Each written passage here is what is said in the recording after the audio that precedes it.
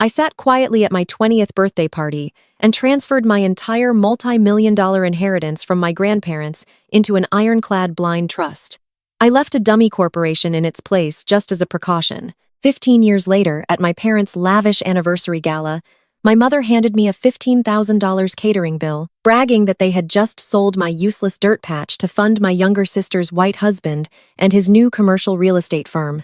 She had absolutely no idea that the deed they forged was a worthless piece of paper, and the man they sold it to was about to ruin their lives. Before I continue this story, let me know where you are watching from in the comments below. Hit like and subscribe if you have ever had to outsmart toxic family members to protect your peace. The crystal chandeliers of the Buckhead Country Club cast a warm, golden glow over the grand ballroom, but the atmosphere at our designated family table was freezing cold. We were celebrating my parents Vivian and Calvin and their 40th wedding anniversary. To the outside world, my parents were the pinnacle of black excellence in Atlanta. My father owned a highly profitable chain of luxury car dealerships, and my mother was a prominent socialite who sat on the board of every major charity and arts foundation in the city. They wore their wealth-like armor, projecting an image of flawless success and untouchable grace. But behind closed doors, they were obsessed with status and driven by a desperate need to maintain appearances at any cost. Across from me sat my younger sister, Jasmine, and her husband Connor. Jasmine was 32 years old and had always been the undeniable golden child of the family. Tonight, she was dripping in designer labels, wearing a custom silk gown that probably cost more than my first car. She played the role of a highly successful luxury lifestyle influencer, posting perfectly curated photos of her extravagant vacations and high-end shopping sprees. In reality, she was drowning in hidden credit card debt and constantly draining my parents' bank accounts to maintain her aesthetic. She had never worked a traditional job a day in her life, but my parents treated her like a visionary entrepreneur. Connor was her smooth-talking white husband who played golf with the right local politicians and investors, but never seemed to actually close a real commercial real estate deal on his own. He had married into our family and immediately started acting like he was the heir to my parents' empire. He wore a velvet tuxedo jacket and kept swirling his expensive bourbon, looking around the room as if he owned the entire building. And then there was me. I am Iman, 35 years old, single and entirely focused on my career because I wore tailored suits instead of couture gowns and preferred quiet evenings over lavish red carpet events. My family treated me like a boring, glorified bean counter. I was the family workhorse, the reliable one they could ignore until they needed someone to handle the unglamorous logistics of their lives. My grandparents had seen through the superficiality of my parents, which is why they left their most valuable asset directly to me. It was a massive plot of undeveloped land in a rapidly gentrifying commercial district. My grandparents had purchased that land decades ago when it was nearly impossible for Black families to buy property in that specific area. It was sacred to me, a symbol of their resilience and hard work. My parents had always hated that I refused to sell it to fund their various vanity projects. The clinking of heavy silver forks against fine bone china filled the room as the catering staff cleared the appetizer plates. My mother stood up and tapped her crystal champagne flute with a perfectly manicured fingernail. The chatter at our private table and the surrounding VIP tables died down. I expected her to offer a heartfelt toast about 40 years of marriage or thank the guests for attending. Instead, she reached into her beaded designer clutch and pulled out a heavy leather folder. She did not look at my father. She looked directly at me. She walked over and dropped the folder directly onto my dinner plate with a loud thud that made the crystal water glasses rattle. I looked down at the itemized receipt tucked inside. It was the catering bill for the entire gala, totaling just over $15,000. The bill covered the imported caviar, the top-shelf liquor, and the 5-tier fondant cake sitting across the room. I looked up at my mother, keeping my face completely neutral. I asked her why she was handing me the bill for a party she and my father had insisted on throwing for themselves. My mother offered a tight practice smile that completely failed to reach her eyes. She placed her hands on the table and leaned in close, so her words carried absolute authority. Since we just sold that useless dirt patch, your grandparents left you to fund Connor's new commercial real estate firm, she said, her voice ringing with deep satisfaction. Paying for tonight is the least you can do to contribute to this family's legacy, Iman. The entire table fell dead silent. My cousins and aunts sitting nearby stopped chewing and turned their heads to watch the drama unfold. I glanced over at Connor, who was already leaning back in his chair with a smug, self-satisfied grin plastered across his face. He eagerly pulled out his phone and leaned over to show his country club friends sitting at the adjacent table a banking screenshot. He practically shouted, so the whole room could hear that he had secured a $1.5 million non-refundable deposit yesterday afternoon from a major buyer. He laughed loudly and bragged about how easy it was to bypass my stubborn refusal to build wealth, claiming I was just squatting on prime commercial zoning and holding the family back from generational prosperity. Jasmine chimed in immediately, flipping her expensive hair over her shoulder and adjusting her diamond necklace. She told me I should be thanking them on my hands and knees because now the family name would be attached to a major downtown development project instead of letting wild grass and weeds grow over a property I clearly did not know how to manage. She sneered and said it was time I stopped being so selfish and actually supported my brother-in-law's business ventures since he was the only one making real power moves in the corporate world. I did not cry. I did not yell or throw a drink or cause a public scene. I had spent my entire adult life watching them prioritize appearances over actual integrity, and I knew exactly how to handle their arrogance. I calmly reached into my suit jacket purse and pulled out my heavy metal corporate credit card. I signaled the head waiter over and handed him the card, instructing him to clear the entire balance for the room and add a generous 20% gratuity. My mother looked momentarily triumphant. She exchanged a knowing, gleeful glance with Jasmine and Calvin as if they had successfully bullied me into submission one more time. They thought handing over the card was my way of admitting defeat, my way of accepting my place as the subordinate daughter who would just swallow their disrespect to keep the peace. But I was not submitting. I was setting the stage for their absolute destruction. Once the waiter walked away with the leather folder, I turned my attention entirely to Connor. I kept my posture relaxed and my voice perfectly level, stripped of any anger or panic. I asked him a very simple question. I asked him which specific parcel of land he thought he had sold to this mysterious buyer.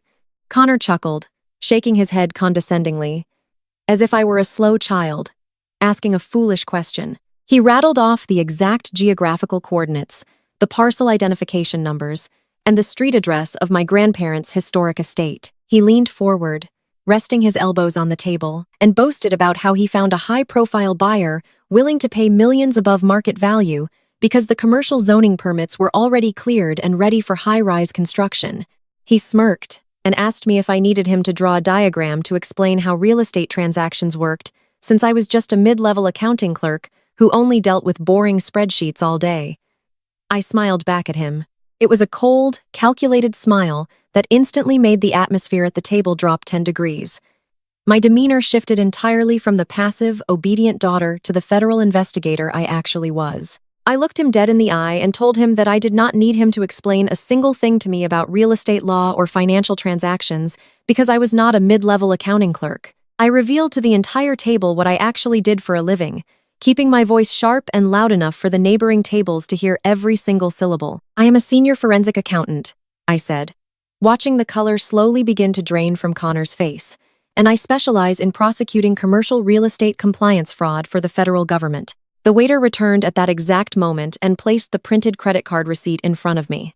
I picked up a heavy silver pen, signed my name with a smooth, deliberate flourish, and pushed the leather folder back across the table toward my mother. Then I shifted my gaze back to Connor, who had suddenly stopped smiling entirely. His hand tightened around his bourbon glass and his breathing hitched.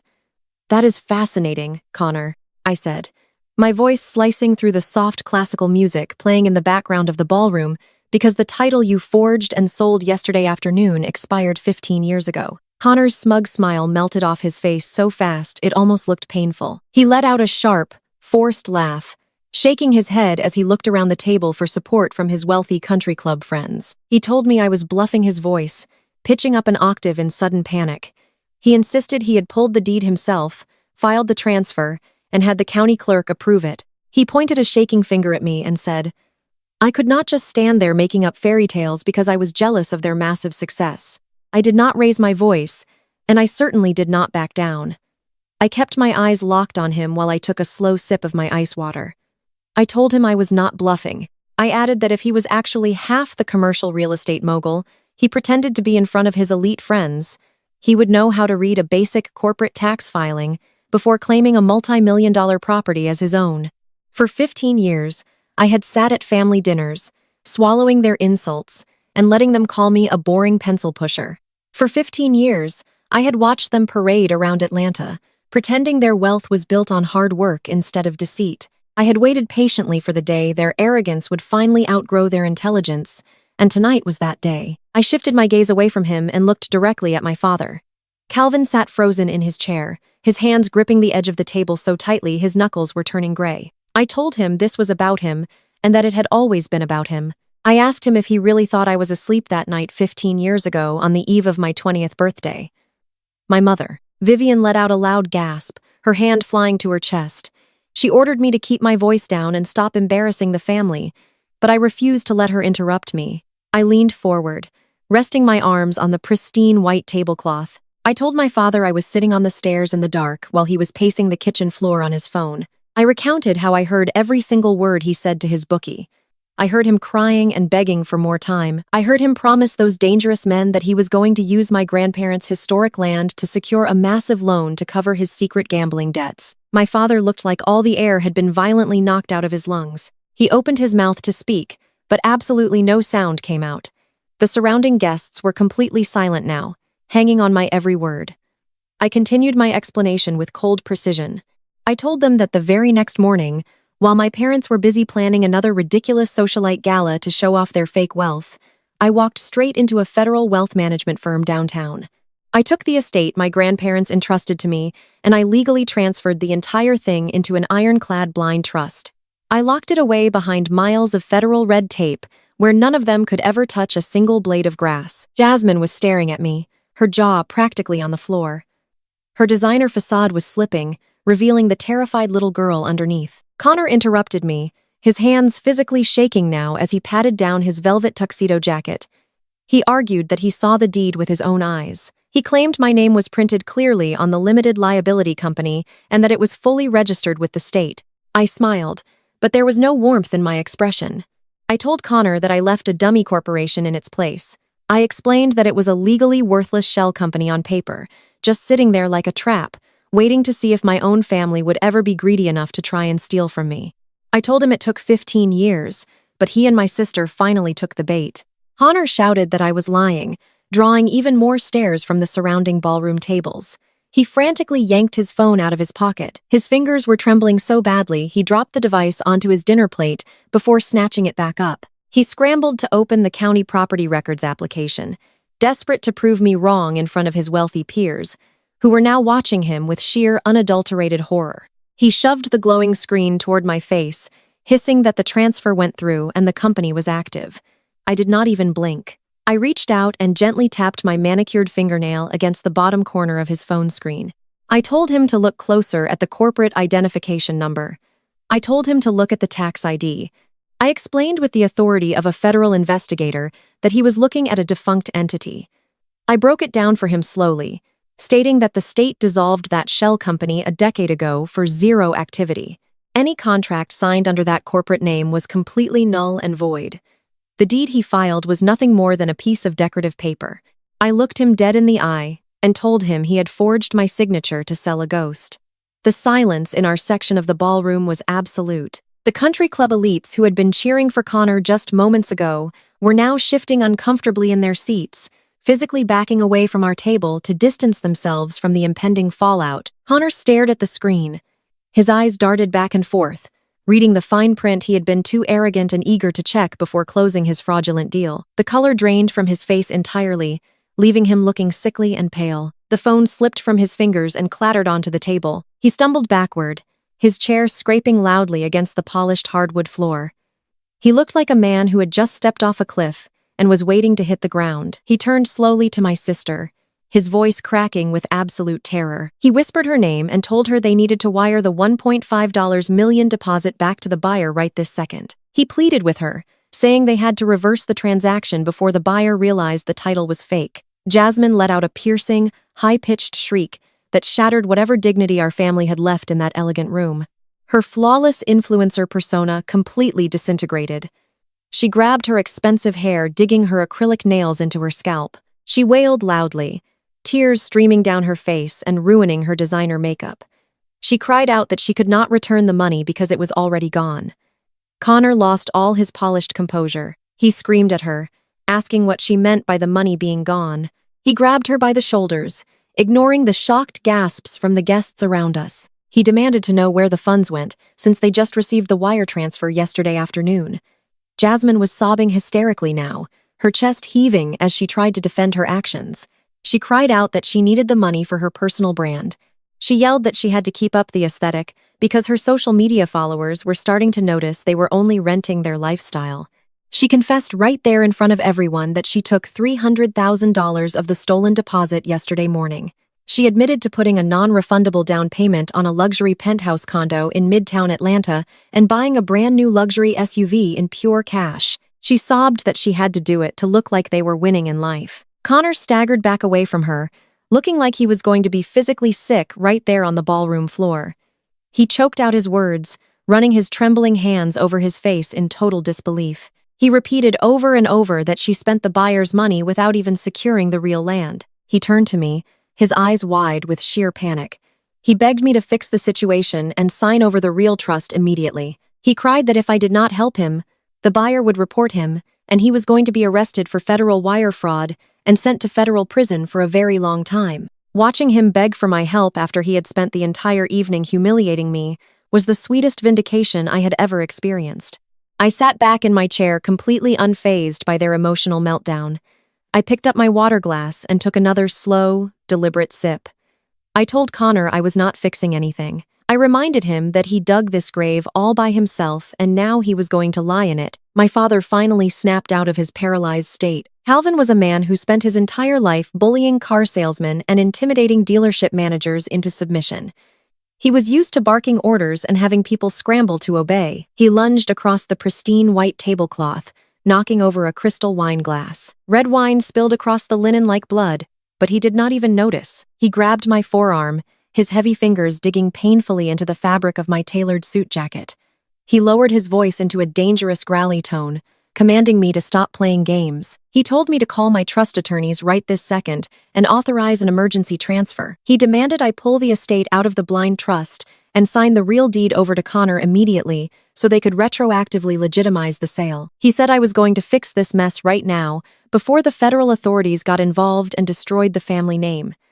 I looked down at his hand, gripping my arm. I did not shrink away like I would have when I was a teenager. I aggressively yanked my arm out of his grasp with so much force that he stumbled forward, catching himself on the edge of the table. I took a step back, creating a physical boundary between us. I told him he had lost his mind if he thought he could put his hands on me and order me to cover up a felony. I snapped back that I was done being treated like a disposable automated teller machine for this family. I reminded him of all the times I had quietly cleaned up their financial disasters over the past 10 years. I reminded him how I paid off the silent partners when his dealership expanded too fast. I reminded him how I quietly covered the taxes when my mother mismanaged her charity funds. I told him I had spent my entire adult life acting as their financial safety net while they treated me like an unwanted burden. I said those days were officially over and I was not signing away my grandparents' legacy to save a thief. Connor was hyperventilating now. He was pacing a tight circle behind his chair, violently tugging at his velvet collar as if it were choking him. He kept muttering about the Securities and Exchange Commission and the Federal Bureau of Investigation. He knew exactly what the penalties were for wire fraud across state lines. Jasmine was absolutely useless in the crisis. She sat slumped in her chair, weeping uncontrollably into her hands. Her flawless makeup was completely ruined. Black mascara running down her cheeks as the reality of losing her brand new luxury car and her penthouse condo finally set in. Seeing that brute force and intimidation were not going to work on me, my mother decided to change her tactics. Vivian was a master manipulator who knew exactly how to twist a situation to make herself the victim. She rushed around the table and slid into the empty chair next to me. She reached out and tried to grab my hands, but I folded my arms tightly across my chest, refusing to let her touch me.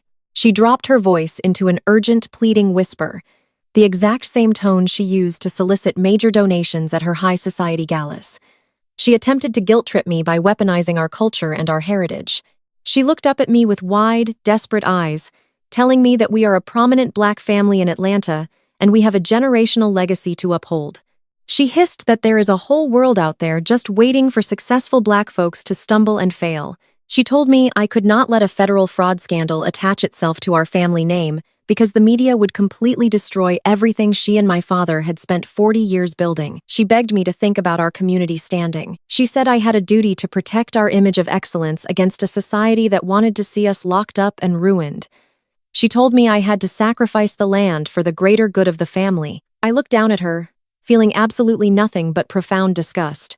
I let out a short, cold laugh that made her flinch and pull back. I leaned down so we were face to face, my voice dropping to a lethal whisper that cut straight through her manipulative tears. I told her she had a lot of nerve trying to bring up our culture and our image right now. I stared directly into her eyes, delivering a counter that shattered her entire argument.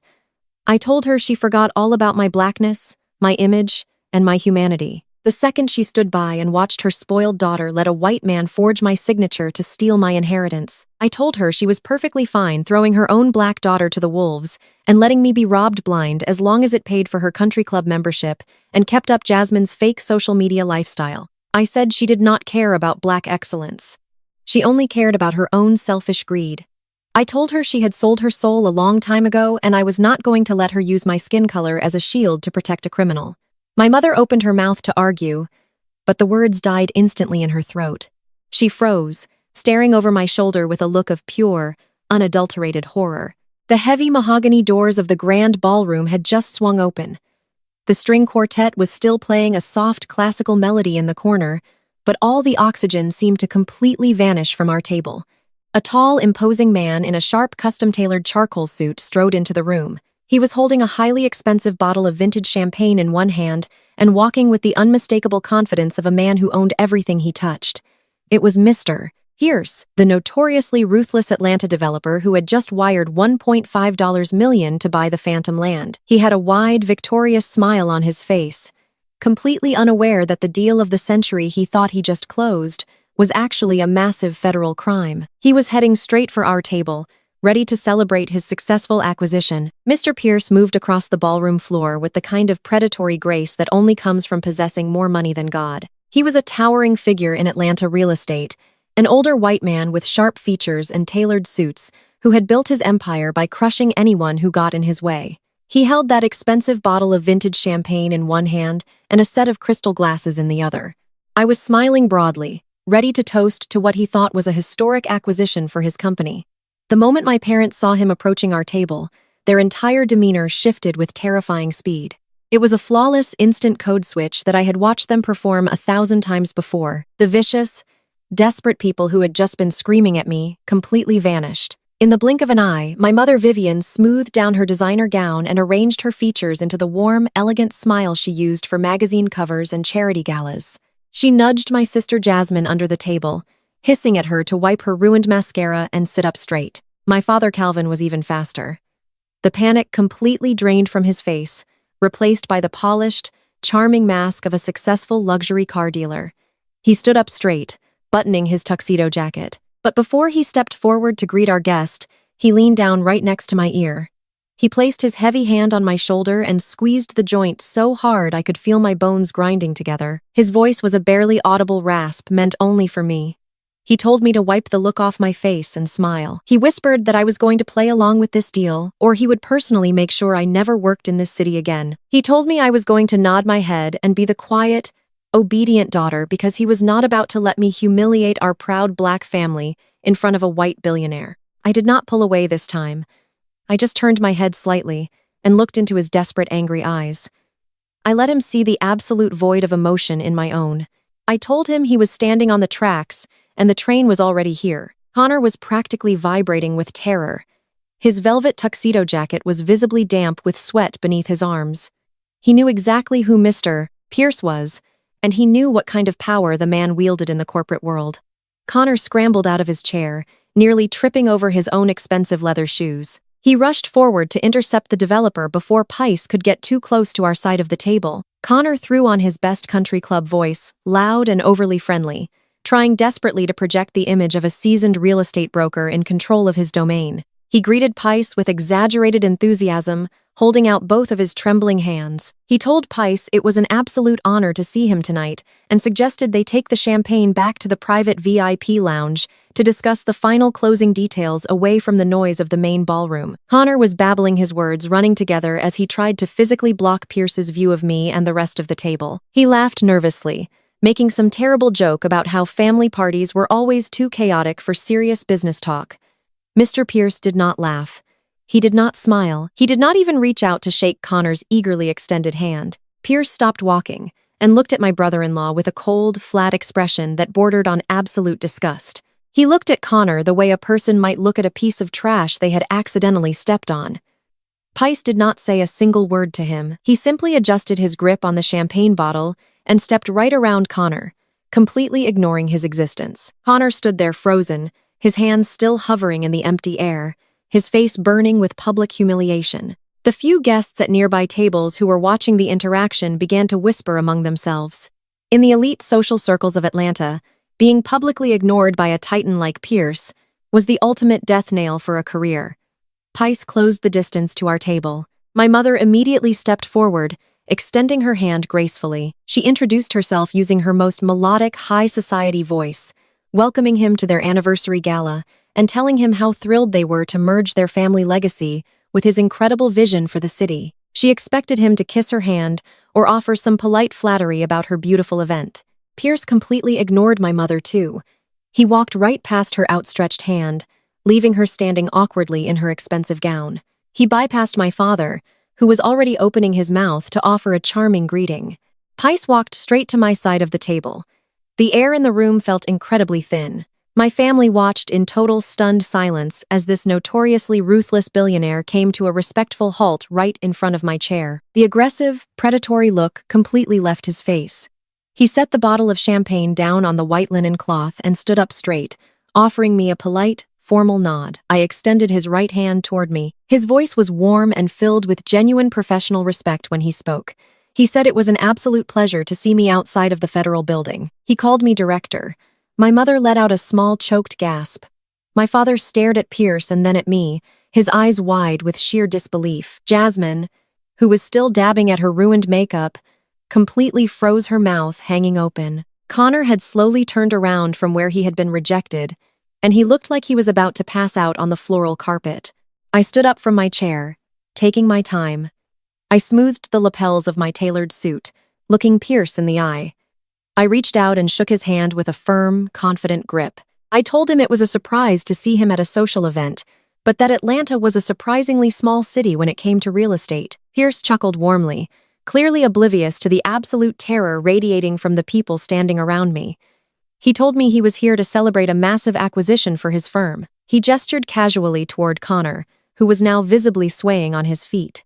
Pice explained that he had just secured the historic parcel of land in the downtown commercial district, the one his firm had been trying to acquire for years. Hy told me he wanted to bring a bottle of the best champagne the club had to offer to toast the young broker who finally made it happen. Jasmine, desperate to reassert her dominance and terrified of the power dynamic shifting away from her husband, stepped forward. She tried to force a laugh, waving her hand dismissively at me. She told Mr. Pierce that there must be some sort of mistake. She used her sweet, condescending influencer voice to explain that I was just her older sister who worked a boring accounting job. She told Pice he really should not bother talking to me because I was just a paper pusher who did not understand high-level corporate business. She tried to step between us, reaching out to touch Pierce's arm and steer him back toward Connor. Pice turned his head slowly and looked at Jasmine. The warmth completely vanished from his eyes. He gave her a look so freezing and intensely dismissive that Jasmine instantly snatched her hand back and shrank away from him. He did not say a word to her, but the message was incredibly clear. She was completely out of her depth. Pierce turned his attention back to me, shaking his head slightly, as if apologizing for my sister's profound ignorance. He asked me what I was doing at a country club gala since he knew my schedule at the federal agency was notoriously demanding. He mentioned the last time we spoke in my downtown office when my team was auditing his firm's compliance records for a massive urban development project. I watched the realization hit my parents like a physical blow. The daughter they had mocked and belittled for being a boring bean counter. The daughter they had excluded from their conversations about wealth and power was the very person who held the regulatory authority over the most powerful developers in the state. I was not just a clerk. I was the gatekeeper was. I picked up my leather briefcase from the floor beside my chair and set it flat on the dining table. The snap of the metal latches echoed loudly in the tense silence of our section. I opened the lid and pulled out a thick certified manila envelope. I looked at Pierce, my expression shifting back to strict professional neutrality. I told him that I was actually here on family business, but it appeared our professional worlds were colliding tonight.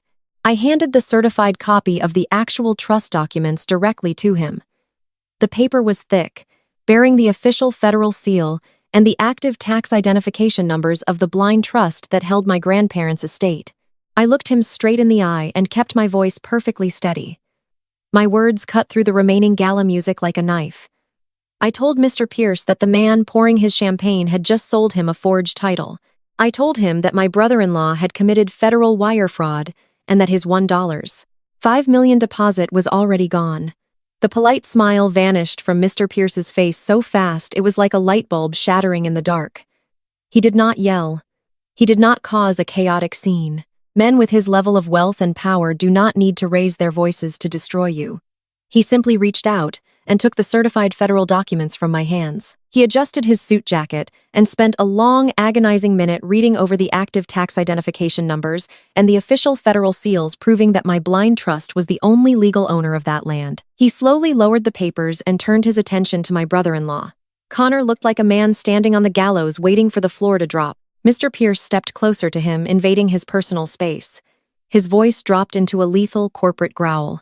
He told Connor that he had exactly until 9 on Monday morning to wire every single cent of that $1.5 million deposit back into his escrow account. He stated with absolute freezing certainty that if the funds were not cleared and sitting in his bank by 9:01, he was going to make a direct phone call to his personal contacts at the Federal Bureau of Investigation. He promised Connor that he would personally ensure he spent the rest of his pathetic life rotting in a federal prison for wire fraud.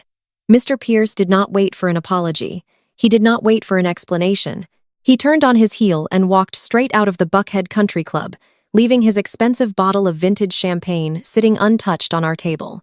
The second, the heavy mahogany doors swung shut behind him. The illusion of our perfect high society family completely imploded. My mother, Vivian, turned on me with a feral look in her eyes. Her manicured hands were shaking with rage as she slammed her fists onto the table. She hissed at me, demanding to know how I could be so cruel and heartless. She accused me of deliberately trying to destroy the family name and ruining my sister's marriage just because I was bitter and jealous of their success.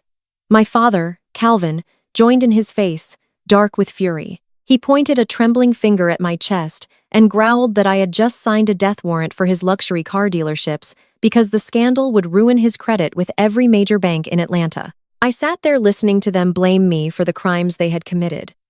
I did not raise my voice. I simply reminded them that I was not the one who forged a federal document and stole over $1 million. Connor was pacing the floor, gripping the sides of his head. The reality of federal prison was crashing down on him, and self-preservation kicked in. Cornered and terrified, he turned around and threw his own wife completely under the bus.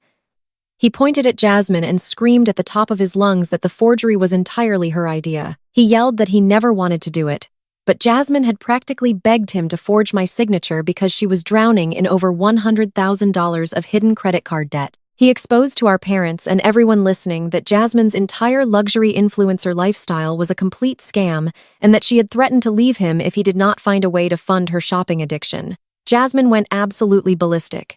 The perfectly poised golden child shattered right in front of my eyes. She lunged forward, pointing her acrylic nails inches from Connor's face, screaming that he was a pathetic coward who could not even provide for his own wife. But she did not stop there. Desperate to deflect the blame, she turned her rage toward our parents. She shrieked that Vivian and Calvin had no right to look at her with such disgust because they knew exactly what she and Connor were planning. My jaw tightened as Jasmine exposed the deepest, ugliest secret of our family dynamic. She yelled that our parents gave them the green light to forge the deed because Calvin was secretly drowning in debt from his luxury car dealerships, and Vivian was terrified of losing her spot on the country club charity board. Jasmine screamed that they all agreed to steal my grandparents' legacy because they needed the prestige and the cash to maintain their flawless image of black excellence. They had all sat around a table and decided that I was expendable. The truth hung in the air, heavy and suffocating. Vivian realized the damage was permanent. Her wealthy friends at the neighboring tables had heard every single word of Jasmine's confession. The socialite facade she had spent 40 years building was dead. Vivian completely broke down. She dropped to her knees right there on the floral carpet, ruining her expensive designer gown. She crawled toward my chair, sobbing hysterically with black mascara running down her cheeks. She grabbed my hands, her fingers digging into my skin. She wept and begged me to use the real trust fund to pay Mr. Pierce back. She pleaded with me to wire the $1.5 million on Monday morning to save them. She cried out that Connor was my brother-in-law and that if he went to federal prison, my sister would lose everything she had. She begged me to be the bigger person and save the family. I looked down at the woman who had spent my entire life making me feel like a worthless burden. I looked at the mother who had gladly conspired to steal my future to fund a lie. I gently but firmly pulled my hands out of her desperate grip. I leaned down, looking directly into her tear-filled eyes. I kept my voice incredibly calm. I secure my own oxygen mask first. Mom, I told her I was not spending a single dime of my grandparents' hard-earned legacy to bail out a table full of thieves. I picked up my briefcase, preparing to walk away from the wreckage of their lives. But desperation makes people do incredibly foolish things. Connor realized that the briefcase in my hand held the original certified trust documents, the only real proof of my ownership and his crime. Out of options and out of his mind with panic, Connor did the unthinkable. He let out a desperate shout and lunged violently across the dining table, sending plates and silverware crashing to the floor as he tried to physically snatch the briefcase right out of my hands. He moved with the reckless speed of a man whose entire life was flashing before his eyes. But I had anticipated the panic. The moment his feet left the floor, I took a swift, calculated step backward. I pulled the heavy leather briefcase tightly against my chest. Connor completely missed his target. Instead of grabbing the documents, his outstretched hands caught the edge of the pristine white tablecloth. His momentum carried him forward, and he crashed violently into the center of the table. The massive 4-tier anniversary cake toppled over instantly. Huge arrangements of imported white roses and crystal vases shattered against the polished hardwood floor. The sound was deafening, like a bomb going off in the middle of the elegant ballroom. The string quartet abruptly stopped playing. Guests at the surrounding tables leaped out of their chairs, gasping and shouting as glass shards and spilled red wine splashed across their expensive shoes. Connor was a frantic mess. He was covered in white vanilla frosting and dirt from the floor, but he did not stop. He scrambled on his hands and knees, slipping on the slick frosting, still desperately trying to claw his way toward my ankles to get to the briefcase. He looked completely unhinged before he could even reach my shoes. 3 large country club security guards sprinted across the ballroom. They tackled him hard, driving his shoulder into the floor and pinning his arms behind his back. Connor thrashed and kicked, screaming that he needed those papers. My mother absolutely lost her mind. The sight of her wealthy son-in-law being manhandled by security guards completely shattered what was left of her high society composure. She ran forward, shrieking at the top of her lungs. She ordered the guards to take their hands off him immediately. When they refused to let him go, she turned her frantic energy toward the security manager. She pointed a shaking finger directly at my face. She hysterically claimed that I was insane. She lied through her teeth, screaming that I had attacked Connor unprovoked and that he was just trying to defend himself. She demanded that they throw me out of the building. The security manager did not even blink at her demands. He took one look at the absolute destruction of the VIP section, the terrified guests, and the grown man covered in cake fighting his guards. He calmly pulled his 2-way radio from his belt and announced that he had already dispatched the Atlanta police, and they were pulling up to the front entrance right now. The word police made my father snap into action. Calvin had spent decades building a reputation as a pillar of the community and a master negotiator.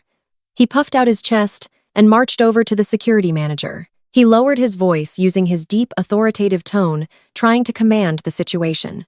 He name-dropped the country club president, the mayor, and 2 local judges. High threatened to have the entire security staff fired and their pensions revoked if they did not release Connor before the cops walked through the doors. He insisted this was an exclusive private event, and they were ruining a prominent family's celebration over a simple misunderstanding. His threats fell on deaf ears. The heavy wooden doors of the ballroom swung wide open, and 4 uniformed Atlanta police officers strode into the room. Their hands were resting cautiously on their duty belts as they surveyed the chaotic scene. Calvin instantly pivoted. He smoothed down his tuxedo jacket and approached the lead officer with an easy practice smile. He tried to play the role of the reasonable, wealthy patriarch. He chuckled lightly, telling the officer that it was just a minor family disagreement that got a little out of hand due to too much champagne. He promised he would cover all the damages to the venue and assured them that no police intervention was necessary, but Connor ruined his own rescue attempt. The security guards hauled him up from the floor. His velvet tuxedo was ripped at the seam and smeared with cake. Desperate, terrified, and realizing he was out of options, Connor yelled across the room to the police officers. He pointed at me and screamed that I was a corporate spy. He claimed I was a disgruntled former employee who had stolen highly sensitive financial documents from his real estate firm. He yelled that I was trying to extort the family for millions of dollars and that he was just trying to retrieve his stolen property. The lead officer turned his attention to me. He looked me up and down, taking in my calm demeanor, my pristine tailored suit, and the briefcase held securely in my hands. He asked me if I had anything to say about the accusations. I did not raise my voice. I did not act defensive or angry. I simply reached into my inner jacket pocket and pulled out my federal identification badge. I handed it to the officer and introduced myself, clearly stating my title as a senior forensic accountant for the federal government. The officer inspected the badge, his posture immediately shifting to a stance of professional respect. I told the officer that I had not stolen anything. I explained that I was the legal owner of a multi-million-dollar estate, and the man currently covered in cake had just committed federal wire fraud by forging my signature on a dead corporate title. Connor yelled that I was lying. I did not argue with him. I pulled my smartphone out of my pocket and unlocked the screen. I told the officer that I had audio evidence of exactly what transpired here tonight. I pressed play on the voice memo application and turned the volume all the way up. The audio echoed clearly in the sudden silence of the ballroom. It captured the exact moment from 20 minutes ago. The recording played Connor's voice, admitting that he bypassed my ownership and secured the $1.5 million deposit. Then it played Jasmine's shrill voice, openly confessing that she had taken $300,000 of that stolen deposit yesterday morning to buy a luxury SUV and put a down payment on a penthouse condo just to keep up her fake social media lifestyle. The lead officer listened to the entire recording without saying a word. His expression hardened into solid stone. He handed my federal badge back to me with a nod. Then he turned his gaze slowly toward Connor and Jasmine. The color drained from Jasmine's face so completely she looked like a ghost. She clamped her hands over her mouth, realizing she had just confessed to grand larceny on a crystal-clearer audio recording. My parents stood frozen, watching their entire empire, their flawless image of black excellence, and their golden child's future evaporate into thin air. Mr. Pierce did not gasp or stumble. Men who build empires out of steel and concrete do not lose their composure over a sudden change in the weather. He simply extended his hand and took the certified federal documents from my grasp.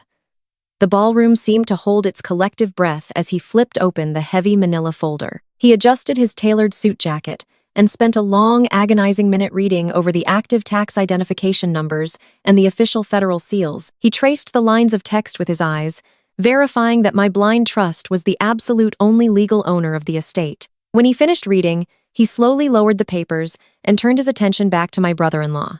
The polite, friendly demeanor he had walked in with completely evaporated. It was replaced by a lethal corporate aggression that made the temperature in the room plummet. He stepped toward Connor, invading his personal space with the deliberate, terrifying confidence of an apex predator. Connor looked like a man standing on the gallows, waiting for the floor to drop beneath his feet. He was shrinking backward, but his legs refused to move. Mr. Pierce did not raise his voice. He did not need to shout to establish his absolute dominance. His voice dropped into a low, freezing growl that cut right through the soft classical music still playing in the corner of the venue. Hy told Connor that he had exactly until 9 on Monday morning to wire every single cent of that $1.5 million deposit back into his corporate escrow account. He stated with absolute certainty that if the funds were not cleared and sitting in his bank by 1 minute past 9, He was going directly to his personal contacts at the Federal Bureau of Investigation. He leaned in closer, so only our table could hear the full weight of his promise. He told Connor that he would personally ensure he spent the rest of his pathetic life rotting in a federal penitentiary for grand larceny and wire fraud. He turned his chilling gaze toward my father, making it explicitly clear that Calvin was also in his crosshairs if this money was not returned. Mr. Pierce did not ask for an apology or an explanation. He turned on his heel and walked straight out of the Buckhead Country Club, leaving his expensive bottle of vintage champagne sitting untouched on our table. The heavy mahogany doors swung shut behind him with a resounding thud. The second he was out of earshot, the illusion of our perfect high society family completely imploded. The polished, sophisticated masks my parents had worn for decades melted away, revealing the vicious, feral panic underneath. For my entire life, they had demanded my absolute loyalty while giving me nothing but their cold disapproval in return. Now that their house of cards was collapsing, they reverted to their favorite defense mechanism, which was tearing me down. My mother, Vivian, turned on me with a wild, desperate look in her eyes. Her manicured hands were shaking with pure rage as she slammed her fists onto the table, causing the silverware to rattle against the fine china. She hit at me, demanding to know how I could be so cruel and heartless to my own blood. She accused me of deliberately orchestrating this entire setup to destroy the family name and ruin my sister's marriage just because I was bitter and jealous of their beautiful life. She completely ignored the fact that they were the ones who had tried to steal from me. In her warped mind, I was the villain for simply refusing to be their victim. My father, Calvin, immediately joined the attack. His face turned a dark, furious shade of purple. He pointed a trembling finger directly at my chest and growled that I had just signed a death warrant for his luxury car dealerships. He yelled that a federal fraud scandal tied to his son-in-law would instantly ruin his credit with every major bank in Atlanta and destroy his business empire. They both stood over me, their voices rising in a frantic chorus of blame and condemnation. They called me a traitor.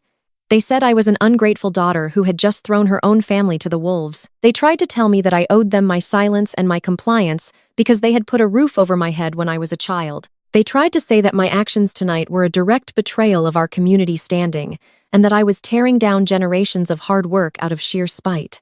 I sat there in my chair listening to them hurl every insult they could think of. I listened to them blame me for the devastating consequences of crimes they had actively committed. I did not raise my voice. I did not shed a single tear or offer a shred of defensive panic. I simply looked at my parents and calmly reminded them that I was not the one who forged a federal document. I was not the one who bypassed legal property laws and stole over $1 million. I told them they were looking at the wrong person if they wanted someone to blame for the impending destruction of their flawless country club reputation. I told them that their precious son-in-law was the one who had driven a stake through the heart of this family, and they were foolish for letting him do it. While my parents were busy attacking me, Connor was completely unraveling. He was pacing a tight, erratic circle behind his dining chair, gripping the sides of his head with both hands. The stark reality of federal prison was crashing down on him like a tidal wave, and pure, primal self-preservation kicked into high gear. He was sweating profusely, his chest heaving as he gasped for air. He kept muttering about the authorities and the mandatory sentencing guidelines for wire fraud across state lines.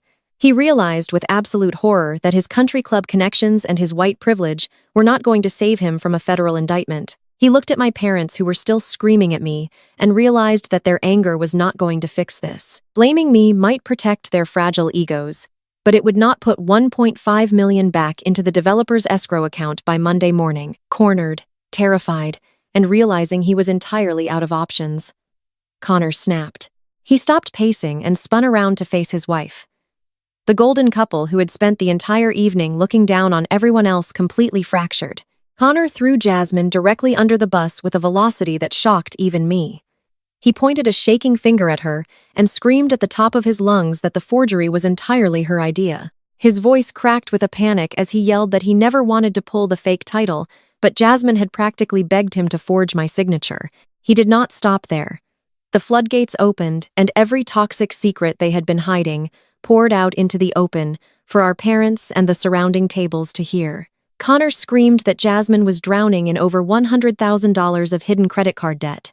He exposed that her entire luxury influencer lifestyle was an absolute scam built on borrowed money and unpaid loans. Hai yelled that she had maxed out every line of credit they had just to buy designer bags and expensive vacations for her social media feed. He told the entire table that she had threatened to leave him and ruin his reputation if he did not find a massive influx of cash to fund her shopping addiction. Connor was sobbing now, his polished veneer totally destroyed. He yelled that he only forged the deed because she gave him no other choice and that she was the one who pushed him into committing a federal crime to maintain her fake aesthetic. The truth hung in the air, heavy and suffocating, exposing the absolute rot beneath their perfect surface. He looked wildly between Jasmine and my parents, frantically trying to save his own skin by proving he was just a victim of her manipulation. The flawless high society image they had all murdered my peace of mind to protect was bleeding out right there on the dining room floor. But screaming at his wife was not going to wire $1.5 million into a federal escrow account by Monday morning.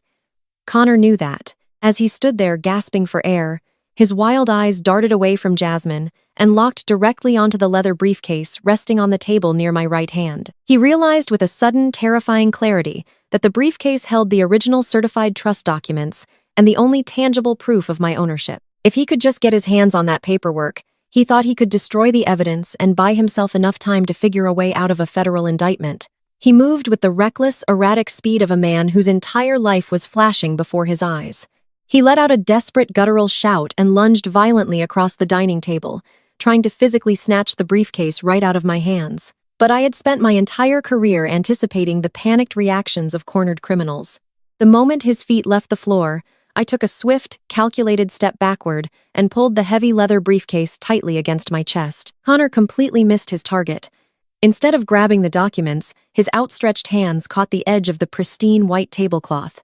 His forward momentum carried him entirely off his feet. He crashed violently into the center of the table, sending plates, heavy silverware, and crystal wine glasses flying through the air. The massive 4-tier anniversary cake, a custom vanilla and buttercream masterpiece decorated with edible gold leaf, was sitting right in his path. He collided face first into the towering dessert. The sound of the impact was deafening, like a bomb going off in the middle of the elegant ballroom. The heavy table collapsed under his weight, sending a chaotic wave of shattered crystal and spilled red wine splashing across the polished hardwood floor. The string quartet in the corner of the venue abruptly stopped playing mid-note. Guests at the surrounding VIP tables leaped out of their chairs, gasping and shouting as flying debris and frosting splattered against their expensive evening gowns and tailored suits. Connor was an absolute frantic mess. His custom velvet tuxedo jacket was ripped at the shoulder and completely smeared with white cake and crushed red roses. But the panic had completely overridden his sanity, and he did not stop fighting. He scrambled on his hands and knees, slipping and sliding on the slick frosting, still desperately trying to claw his way across the ruined floor toward my ankles to get to the briefcase. He looked completely unhinged, thrashing through the wreckage of my parents' perfect anniversary gala like a feral animal. Before he could even reach my shoes, the heavy thud of running footsteps echoed across the ballroom. 3 large country club security guards sprinted through the crowd. They descended on Connor, instantly tackling him hard and driving his shoulder into the floor to pin his arms behind his back. Connor thrashed and kicked against their grips, screaming wildly that he needed those papers and that I was trying to ruin his life. The sight of her wealthy white son-in-law being physically manhandled and restrained by security guards completely shattered what was left of my mother's high society composure. Vivian absolutely lost her mind. She ran forward through the spilled wine and broken glass, shrieking at the top of her lungs. She ordered the guards to take their hands off him, immediately screaming that they were making a terrible mistake. When the guards rightfully ignored her and kept Connor pinned to the floor, she turned her frantic energy toward the security manager, who had just jogged up to assess the situation. My mother pointed a shaking, manicured finger directly at my face and began to hysterically rewrite reality. She lied through her teeth, screaming that I was insane and that I was the one who had attacked Connor unprovoked. She wailed to the manager that her son-in-law was just trying to defend himself against my violent outburst and demanded that they throw me out of the building immediately. It was a staggering display of delusion. I stood there perfectly calm, not a single drop of cake or wine on my tailored suit, holding my briefcase securely, while the man she was defending was raving on the floor covered in frosting and struggling against 3 grown men. But that was Vivian. She was perfectly willing to look a room full of people in the eye and gaslight them into believing the black daughter she had always resented was the aggressor just to protect the white son-in-law who had elevated her country. Club status. The security manager did not even blink at her hysterical demands. He was a seasoned professional who had likely dealt with decades of entitled wealthy people throwing tantrums. He took one look at my absolute stillness, then surveyed the total destruction of the VIP section and the grown man thrashing on the floor. He calmly pulled his two-way radio from his belt. He pressed the button and announced to his dispatch team that the situation had escalated to physical violence and property damage. He instructed them to bypass standard protocol and directly contact the Atlanta Police Department. The word police made my father snap out of his shocked silence. Calvin had spent his entire adult life building a reputation as a pillar of the Atlanta business community and a master negotiator who could talk his way out of any consequence. He puffed out his chest, smoothed down the lapels of his tuxedo jacket, and marched straight over to the security manager. He lowered his voice using his deep, authoritative tone, trying to completely command the narrative.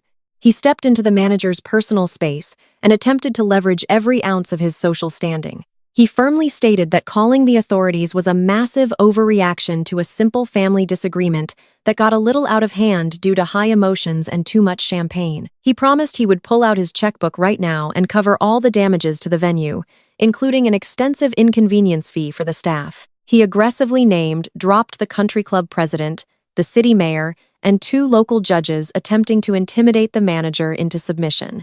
He insisted this was an exclusive private event and that they were ruining a prominent family's historic celebration over a trivial misunderstanding. He practically demanded that the guards let Connor up so we could handle our business privately like respectable people. He warned the manager that bringing police cruisers to the front doors of the most elite country club in Buckhead would be a career-ending mistake. The security manager simply shook his head and took a step back, refusing to be bullied or bought. He looked my father directly in the eye and told him that once physical violence and significant property destruction occurred, it was no longer a private family matter. He pointed down at Connor, who was still weeping and struggling weakly against the guards restraining him. The manager stated with absolute finality that the police had already been dispatched and were pulling up to the front entrance right now. I watched the last remnants of my father's power drain away, leaving him looking incredibly old and profoundly weak. For my entire life, he had believed that his money and his status could shield him from accountability. He had taught my sister to believe the exact same thing. They had all operated under the assumption that they could steal my inheritance, forge my name, and destroy my future without ever facing a single consequence because they were simply too rich and too important to fail. But the real world does not care about your country club membership when you cross a federal line. I stood in the center of the wreckage, feeling an overwhelming sense of peace wash over me. The chaotic noise of the ballroom, the crying, the screaming, the shattered glass, all of it felt distant. I had not laid a single hand on anyone. I had not raised my voice. I had simply stood in my truth and presented the facts while my toxic family completely destroyed themselves, trying to outrun their own lies. As the distant sound of police sirens began to echo through the grand windows of the ballroom, I tightened my grip on my briefcase and prepared to deliver the final absolute blow to their crumbling empire. The flashing blue and red lights of the patrol cruisers pierced through the sheer curtains of the country club windows, casting frantic shadows across the ruined ballroom. The heavy mahogany doors swung wide open, and 4 uniformed Atlanta police officers marched into the venue. Their hands rested cautiously on their duty belts as their eyes swept over the absolute chaos of the VIP section. They saw the overturned tables, the shattered crystal, the smeared wedding cake, and the 50 wealthy guests standing in stunned silence. My father, Calvin, immediately snapped into his role as the untouchable patriarch.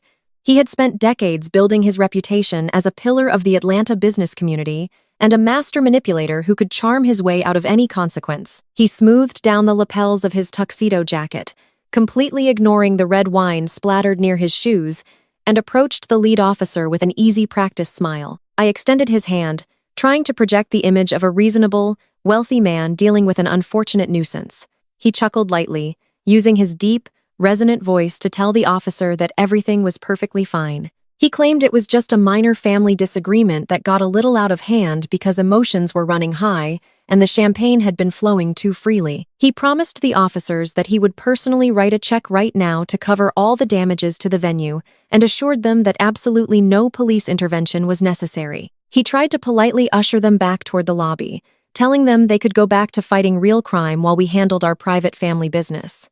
But Connor ruined his own rescue attempt. The security guards hauled him up from the sticky floor. His custom velvet tuxedo was ripped at the shoulder and completely ruined by white vanilla frosting and crushed red roses. Desperate, terrified and realizing his father-in-law could not charm away a physical assault, Connor decided to play his final pathetic card. He yelled across the room to the police officers, pointing a shaking, frosting-covered finger directly at me. He screamed that I was a corporate spy and a disgruntled former employee who had stolen highly sensitive financial documents from his commercial real estate firm. He yelled that I was trying to extort his family for millions of dollars and that he was just trying to retrieve his stolen property from my briefcase. He played the victim perfectly, begging the officers to arrest me for corporate espionage and theft. My mother, Vivian, immediately chimed in, nodding vigorously and wiping her fake tears.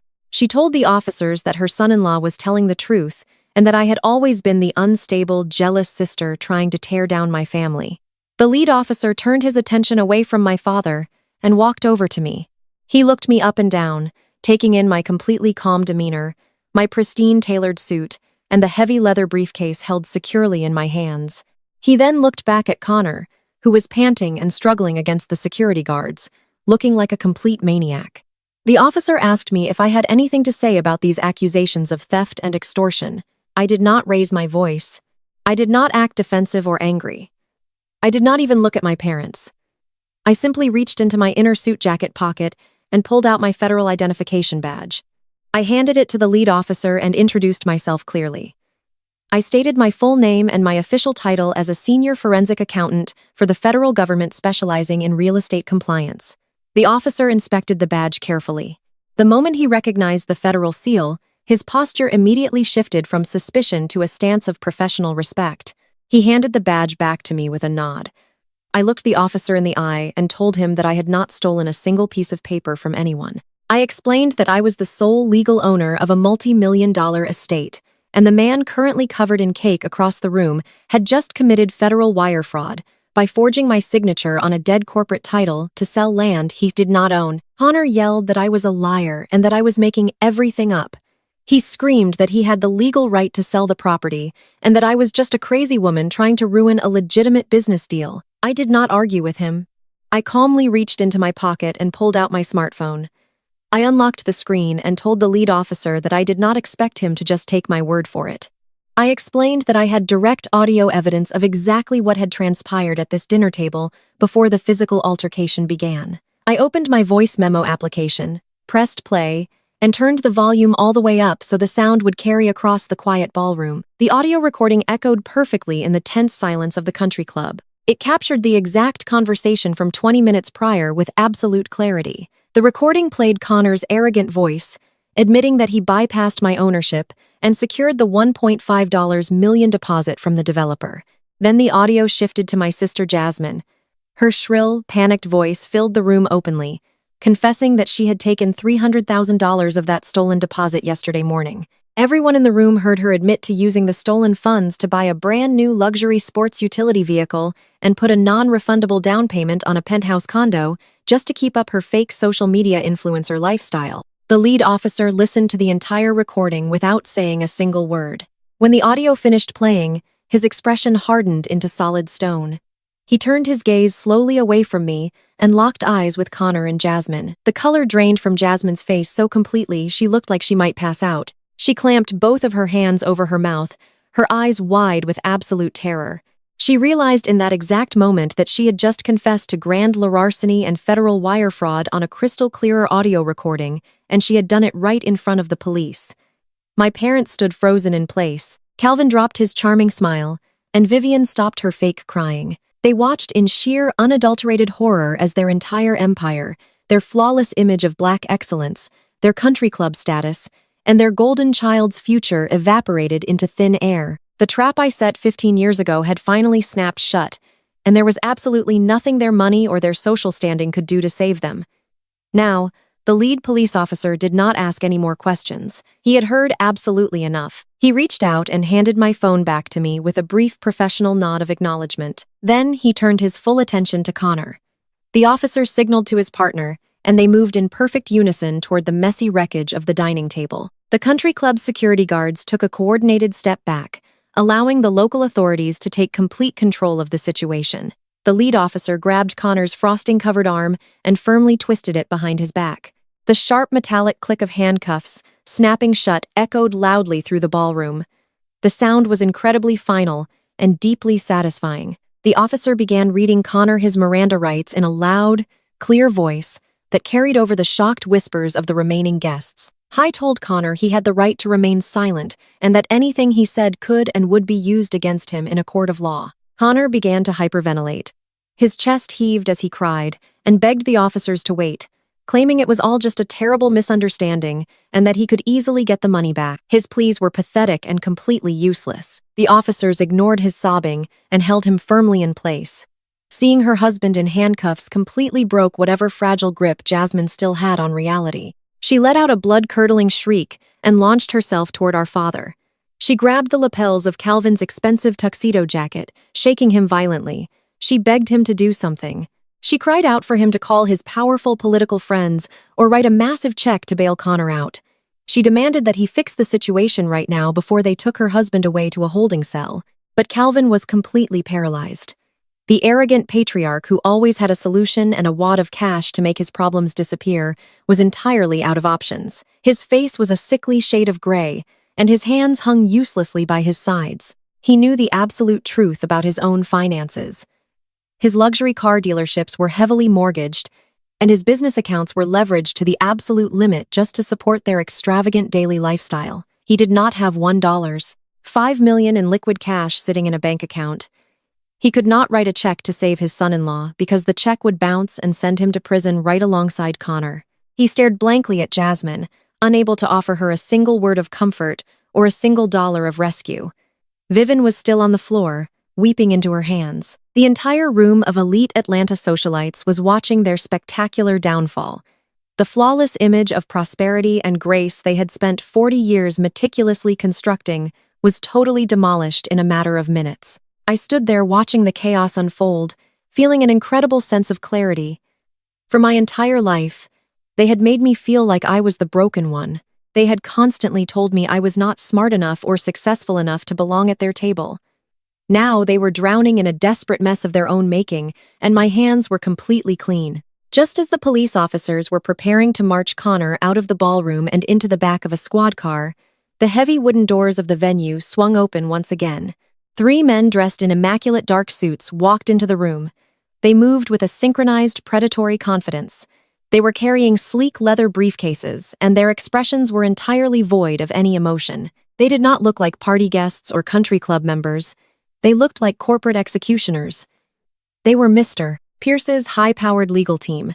The developer had not just walked out of the building to cool off. He had gone straight to his waiting luxury vehicle and immediately dispatched his lawyers to handle the situation with brutal efficiency. The lead attorney, a tall, sharp-featured man, approached the police officers. He introduced himself and politely requested a brief moment to speak with the family before the suspect was taken into federal custody. The lead police officer, recognizing the prominent law firm named by the attorney, nodded and took a cautious step back, keeping a firm grip on Connor's arm. The lawyer then turned his cold, calculating gaze toward my parents. He did not offer any pleasantries or warm introductions to Calvin and Vivian.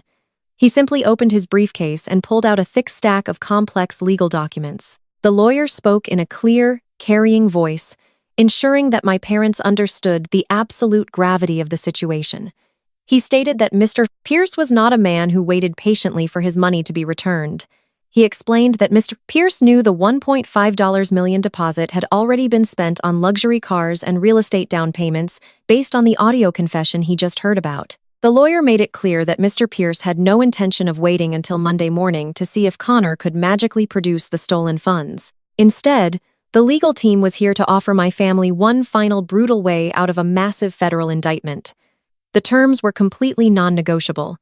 The lawyer explained that Mr. Pierce was willing to drop the impending civil suits that would inevitably bankrupt my father's car dealerships and completely defund my mother's charity foundations. He was also willing to withhold the official corporate fraud report from the Federal Bureau of Investigation, preventing Connor from facing a mandatory federal prison sentence. But this unprecedented mercy came with an incredibly steep price. The lawyer held up the stack of papers and delivered the ultimatum. To cover the stolen funds and compensate for the massive breach of contract, Calvin and Vivian had to sign over the deed to their fully paid, pristine, multi-million-dollar suburban mansion right here and right now. The words hung in the air like a physical blow. The sprawling suburban estate was my mother's absolute pride and joy. It was a massive property situated in one of the most exclusive, highly sought-after neighborhoods in the city. It was the house where she hosted her elite book clubs and her high society charity dinners. It was the ultimate physical proof of their wealth and status because they had bought the home decades ago. It was the only major asset they owned outright that was not tied up in Calvin's messy business loans. Mr. Pierce and his legal team knew exactly what the property was worth, and they knew it was the only true leverage my parents had left. Calvin let out a strangled gasp. He shook his head frantically, telling the lawyer that taking their family home was an outrageous demand. He pleaded that the house was worth far more than the $1.5 million Connor had stolen. He begged for a few days to liquidate some business assets and secure a commercial loan to repay the debt. The lawyer did not even blink at his begging. He coldly reminded my father that they were no longer engaging in a standard real estate transaction. This was a strict restitution agreement to avoid a federal criminal conviction. The lawyer stated that the excess value of the home would be considered a penalty fee for the deliberate forgery and the immense waste of Mr. Pierce's valuable time. Vivian wailed loudly, clutching at her ruined designer gown. She cried out that they could not take her house because she had nowhere else to go. She looked at the lawyer with wide, desperate eyes, begging him to show some human compassion. The lawyer simply stared down at her and advised her that compassion was not included in his hourly billing rate. He laid the heavy legal documents flat on the only dining table in our section that had not been overturned during Connor's frantic attack.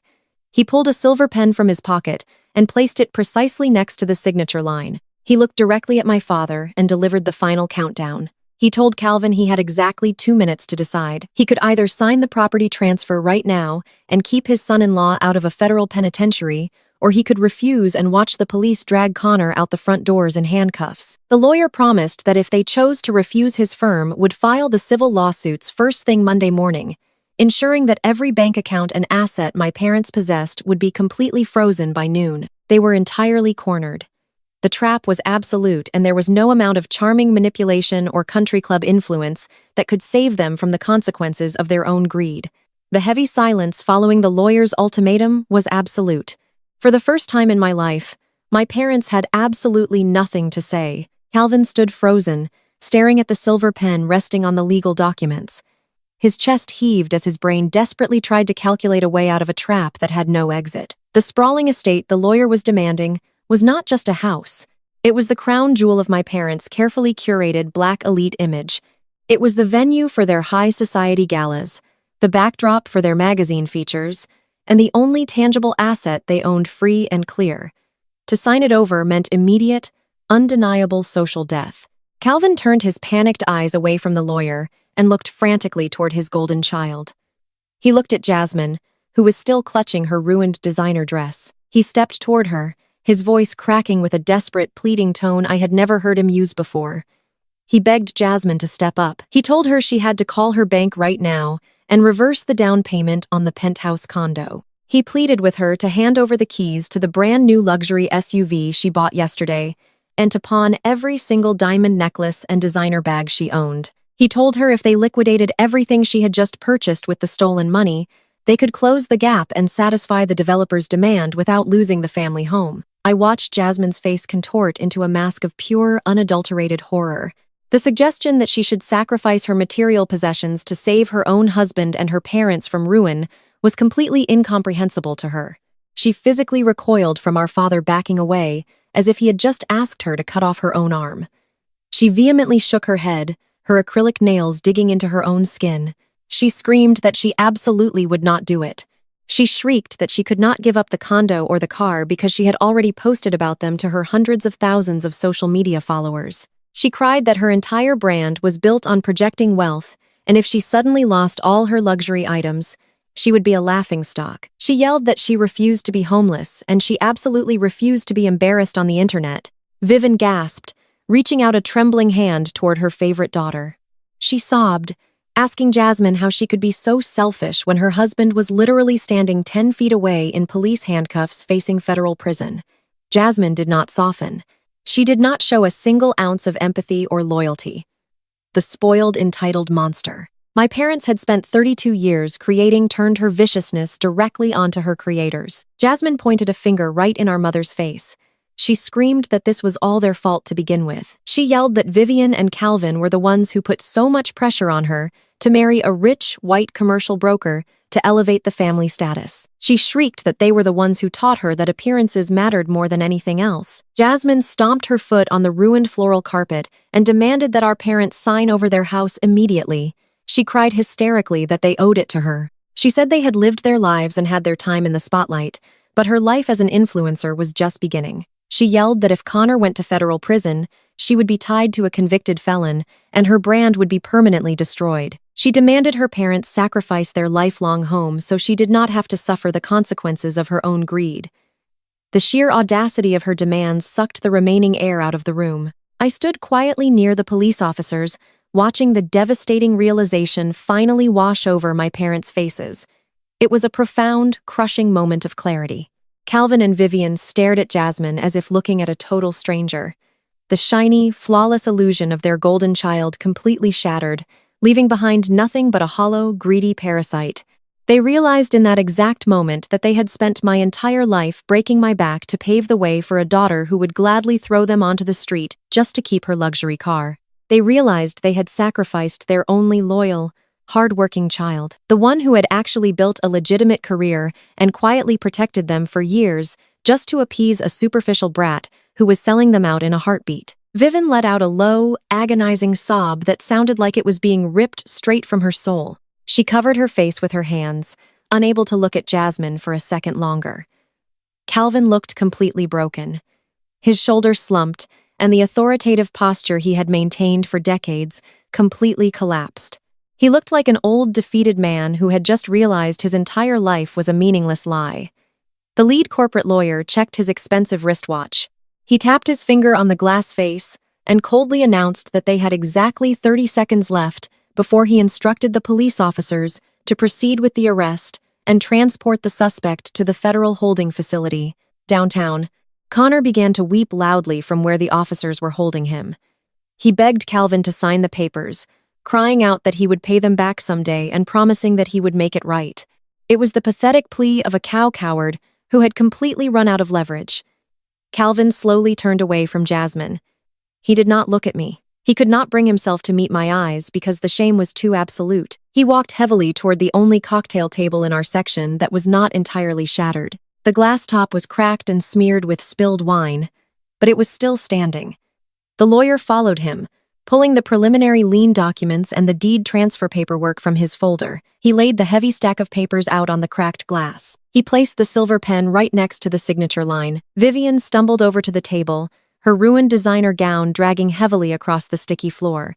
She leaned heavily against Calvin, sobbing so hard she could barely breathe. With shaking hands, Calvin picked up the silver pen. He hovered over the document for a brief, agonizing second before pressing the ink to the page. I watched in absolute silence as my father signed away his kingdom. He signed away the sprawling mansion, the manicured lawns, the custom swimming pool, and the grand foyer where they hosted their elite country club friends. He signed away every ounce of financial security they had left in the world just to keep a criminal out of a jail cell. When he finished, he handed the pen to my mother. Vivian could barely see through her tears, but she gripped the pen and scrolled her signature next to his sealing their total financial ruin. The lawyer swiftly collected the signed documents, checking the signatures with a clinical, precise eye. Satisfied, he nodded sharply to his team. He slipped the paperwork back into his sleek briefcase, snapping the lock shut with a definitive click. He turned to the lead police officer and smoothly stated that Mr. Pierce was officially declining to press charges for the theft and the forgery as full restitution had just been legally secured. He added that the civil lawsuits would be dropped first thing Monday morning. The lead police officer looked at the lawyer with a tight jaw. clearly disgusted by the backroom corporate dealings, but bound by the law. Since the victim of the theft was officially refusing to cooperate with the prosecution, and the stolen funds were legally compensated, the immediate grounds for arrest were severely complicated. The officer grabbed Connor by the arm and roughly unlocked the handcuffs, freeing his wrists. Connor rubbed his wrists, his chest heaving as he collapsed against a nearby pillar. He was no longer facing federal prison tonight. He was free to walk out of the country club. But the relief on his face was incredibly short-lived, because while Mr. Pierce may have been satisfied, the state and federal regulatory boards operated under entirely different rules, and I was standing right there making sure every single detail was perfectly documented. The lead officer stepped right up to Connor. He told him that while the developer might be dropping the theft charges, the police department was still obligated to file an official incident report regarding the forged signature on a real estate deed. He stated with grim satisfaction that a copy of that police report would be forwarded directly to the State Commercial Real Estate Commission first thing in the morning. The lead police officer did not blink as he delivered the final piece of devastating news. He stood tall in his uniform, looking down at my brother-in-law with absolute professional detachment. He explained that while the wealthy developer might have been satisfied with stealing my parents' real estate to cover the missing funds, the police department operated under a completely different set of rules. The officer stated clearly that a forged property deed is a matter of public record the moment an incident report is generated. He informed Connor that the department was legally mandated to forward the detailed fraud report directly to the Georgia Real Estate Commission first thing Monday morning. Connor stopped rubbing his bruised wrists. The faint glimmer of relief that had just started to wash over his face vanished instantly, leaving him looking like a hollow shell. As a commercial broker, he knew exactly what the officer's words meant, and so did I. A formal police report detailing active forgery and grand larceny meant an immediate emergency suspension of his commercial real estate license. That suspension would swiftly be followed by a permanent revocation by the state board. His career was instantly and permanently dead. He would never legally broker a single square foot of property in the state of Georgia or anywhere else in the country ever again. His entire identity as a high-rolling country club real estate mogul was completely wiped out with a single sentence. I stood silently watching the gears turning frantically in his head. The immediate threat of a federal prison cell was gone, but it was instantly replaced by the terrifying reality of total financial ruin. Connor had no license. He had no firm. He had no future income, and his professional reputation was utterly destroyed in front of the most powerful people in Atlanta. But worse than all of that, he was legally married to a woman who had just confessed on a crystal-clear audio recording to accumulating over $100,000 in hidden credit card debt. He remembered that my sister Jasmine had just admitted to the police that she stole $300,000 of the deposit to buy a luxury sports utility vehicle and a penthouse condo she could no longer afford. He realized he was legally tethered to a sinking ship of massive liabilities. Connor slowly turned his head to look at my sister. Jasmine was still standing near the shattered remains of the dining table, her chest heaving as she tried to catch her breath. Her expensive designer gown was ruined, and her makeup was completely smeared across her face. She reached a trembling hand out toward him, expecting a hug or a word of profound gratitude, now that he was not being hauled off to a federal penitentiary. She looked at him with wide, desperate eyes, expecting him to thank her parents for sacrificing their lifelong home to save his skin. She thought they had survived the worst of the storm together. Connor did not reach back to hold her hand. He looked at the woman he had vowed to love and cherish, with a gaze so incredibly cold and empty, it made the hairs on my arms stand up. He did not yell this time. He did not scream or point fingers or throw a violent tantrum like he had just minutes ago.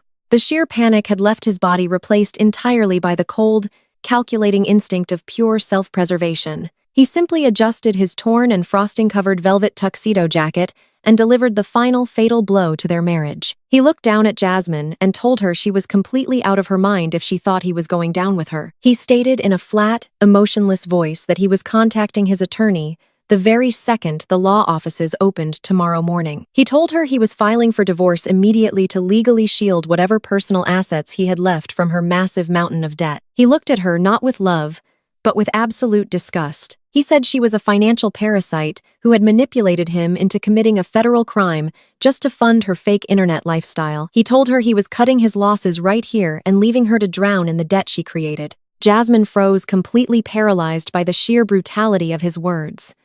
The declaration hit her harder than a physical strike. She looked at Connor and then slowly turned her head to look at our parents. Calvin and Vivian were still standing near the developer's corporate lawyer, completely ruined and stripped of all their wealth.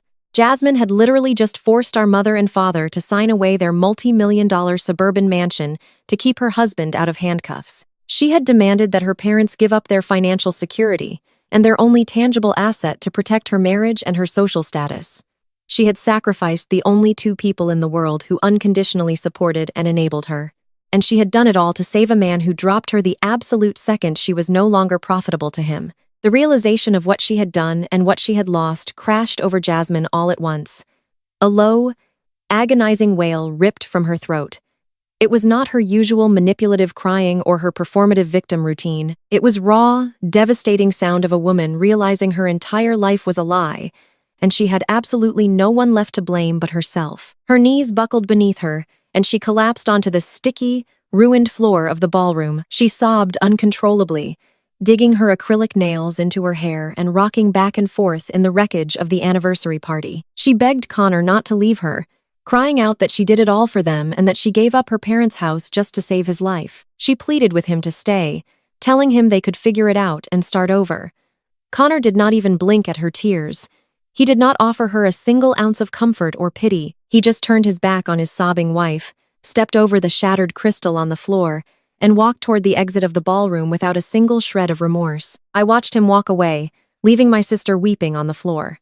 Jasmine had spent 32 years believing that her beauty and her superficial charm entitled her to everything she wanted. She had treated me like garbage our entire lives because she believed her proximity to whiteness and wealth made her superior. Now she was sitting in a puddle of spilled wine and cake frosting, completely abandoned by the man she thought elevated her status. She had no money, no luxury cars, no penthouse condo, and no husband. She had traded her family's entire legacy for an illusion, and now she was left holding absolutely nothing. My father, Calvin, watched Connor walk out the doors, his face a mask of pure devastation. He looked at Jasmine crying on the floor and finally understood the catastrophic mistake he had made. He had spent my entire life breaking my back to pave the way for a golden child who had just destroyed his entire world for a man who did not even love her. Calvin and Vivian had sacrificed their only loyal, hard-working daughter to appease a superficial brat. And now they were left with a broken family and zero assets. The silence in the ballroom was heavy, broken only by Jasmine's pathetic sobbing and the distant hum of the police radios. The trap had sprung, the consequences had been delivered, and the entire foundation of their toxic lives had been permanently leveled. Jasmine remained crumpled on the sticky floral carpet of the ballroom, staring at the heavy mahogany doors that had just swung shut behind her husband. Her custom silk designer gown was completely saturated with spilled red wine and smashed vanilla buttercream, but she did not even try to stand up. She simply sat in the wreckage of the dining table, clutching her knees to her chest. The harsh reality of her situation was settling over her like a heavy, suffocating blanket. She had spent her entire adult life curating a flawless influencer aesthetic built entirely on borrowed money and fake prestige. She had demanded that our parents sacrifice their lifelong home, their sanctuary, and their only true financial safety net just to save a man who discarded her the second she became a liability. She was totally alone, bankrupt, and publicly disgraced in front of the most elite social circle in Atlanta. My father, Calvin, watched the doors close with a blank, hollow stare. The imposing, powerful patriarch who had spent 40 years bullying his way through the local business community was completely gone. His broad shoulders sagged under the crushing weight of his own greed. He had literally just signed away the multi-million-dollar suburban estate he had worked his entire life to pay off. Hy had surrendered his greatest asset to a ruthless developer to protect a son-in-law who walked out on his family less than 2 minutes later. Calvin looked down at his trembling hands. The same hands that had just forged the instrument of his own destruction. He could not find the words to speak. He could not even summon the energy to yell. He simply turned away from the wreckage and stared blankly at the wall. A broken, defeated man who had traded his only loyal daughter for a temporary illusion of power. The lead police officer instructed the remaining country club security guards to secure the area and handle the property damage reports. The officers turned and exited the venue, their heavy-duty boots crunching loudly over the broken crystals scattered across the floor. The flashing red and blue lights faded from the sheer curtains, leaving the ballroom bathed in the harsh, unforgiving glow of the overhead chandeliers. The silence that followed was incredibly heavy, broken only by the sound of Jasmine quietly sobbing on the floor. The surrounding guests, the wealthy politicians, local celebrities, and high society friends my parents had invited to witness their greatness were already stepping away. They were gathering their expensive coats and whispering frantically among themselves. Cell phones were out, and text messages were flying across the city. In the elite social circles of Atlanta, reputation was the absolute ultimate currency, and my parents' account was permanently overdrawn. Everyone in that room knew they had attempted to steal from their own flesh and blood. Everyone knew they were losing their mansion to a federal fraud settlement. By tomorrow morning, my parents would be entirely ostracized from the very community they had sacrificed my mental health to impress. The country club general manager stepped forward through the thinning crowd. He held a thick clipboard in his hand, and his face was a mask of furious professional contempt. He stopped a few feet away from my parents and cleared his throat, demanding their immediate attention. He informed them that the massive property damage, the shattered tables, the ruined carpet, and the massive disruption to the venue would be fully assessed and billed directly to their accounts by morning. He coldly suggested they gather their remaining belongings and vacate the premises immediately. That was the exact moment the devastating reality of impending homelessness finally hit my mother. Vivian began to tremble, violently. The adrenaline of the confrontation had completely drained from her body, leaving her looking frail and incredibly old. She looked around the ruined ballroom, taking in the disgusted glares of her former friends and the shattered remains of her 40th anniversary gala. By Monday morning, she would have absolutely nothing: no sprawling foyer to host her elite charity dinners, no manicured lawns to show off to her neighbors. Her credit cards would inevitably be frozen by the impending civil suits from my father's collapsing car dealerships. She did not even have the cash to pay the furious country club manager standing in front of her. She turned her head slowly and looked at me. I was standing near the edge of the ruined dining area, my leather briefcase held securely at my side. My tailored suit was completely spotless. I was the only person in our entire family who had survived the night fully intact. I had not screamed or thrown a tantrum. I had simply presented the facts and watched them destroy themselves. Vivian took a shaky, hesitant step toward me. She stumbled over a broken cheryl leg, her designer heels slipping on the ruined frosting. She looked absolutely pathetic. The arrogant, demanding matriarch, who had spent my entire life treating me like a disposable burden, was completely stripped of all her pride. She stopped just a few feet away from me, wrapping her arms around her own waist, as if she were trying to hold her shattered pieces together. She looked up at me with wide, pleading eyes. It was the exact same manipulative expression she had used for decades to guilt-trip me into cleaning up their financial messes. But this time, there was genuine terror behind her tears. Her voice cracked, barely rising above a pathetic, trembling whisper. She told me that she and my father had absolutely nowhere to go. She sobbed that the developers' corporate lawyers were going to lock them out of their beloved home by the end of the week. She reached a shaking hand out toward me, though she did not dare touch my suit. She asked me, her voice breaking into a ragged whimper, if she and Calvin could move into my grandparents' estate. She begged me to let them stay in the historic home she had spent the entire evening trying to steal from me. She promised they would not be a bother. She swore it would just be a temporary arrangement until my father could secure a new business loan and they could get back on their feet. She cried that they were my parents and that I could not possibly let them live on the street. The sheer profound audacity of her request was staggering. I looked at the wreckage of the family I had spent 35 years craving approval from. I looked at my sister, still sobbing on the floor over a man who had used her as a financial shield. I looked at my father, who was too ashamed to even turn around and face me.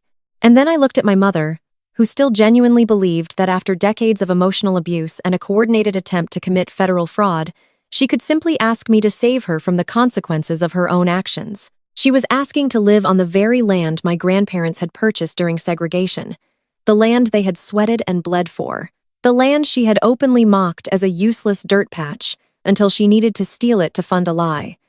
I did not feel angry anymore. I did not feel sad or betrayed. I felt entirely and beautifully free. The heavy generational chains of obligation and guilt completely fell away from my shoulders. I reached into my purse.